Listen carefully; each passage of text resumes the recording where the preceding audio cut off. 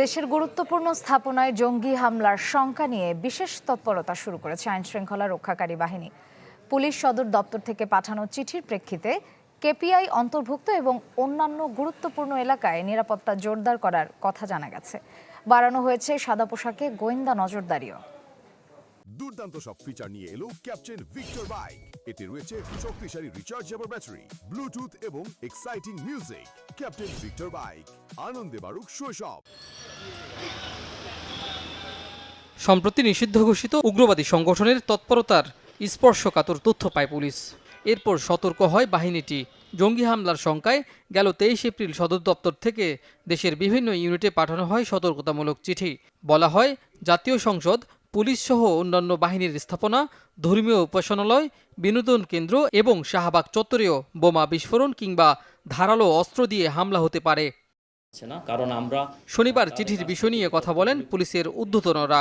ডিএমপির সন্ত্রাস বিরোধী ইউনিটের যুগ্ম কমিশনার জানান, সম্ভাব্য জঙ্গি হামলার শঙ্কা নিয়ে কাজ করছেন তারা। পাশাপাশি রাষ্ট্রীয় গুরুত্বপূর্ণ স্থাপনাগুলোতে বাড়ানো হয়েছে নিরাপত্তা। সাদা চোখে নিরাপত্তা দেখতে পাবে না, সাদা পোশাক ইউনিফর্মে পোশাক দেখলে কি নিরাপত্তা দেখা যায়? আমাদের সিকিউরিটি প্ল্যানিং, আমরা সিকিউরিটি প্ল্যানিং অনুযায়ী অ্যাকর্ডিংলি যে স্থানগুলো এসেছে, তথ্য এসেছে, আমরা এই বিষয়ে কাজ করব। বিভিন্ন রকম নির্দেশনা আমাদের কাছে আছে, যে অনুযায়ী নির্দেশনা আছে, নির্দেশনার আলোকে আমরা সতর্কমূলক ব্যবস্থা গ্রহণ করে থাকি। যে কোনো গুরুত্বপূর্ণ প্রতিষ্ঠান বা কেপিআই যেগুলো আছে, এগুলোর বিষয়ে আমরা সবসময় বিশেষ করে সতর্কমূলক ব্যবস্থা গ্রহণ করে থাকি।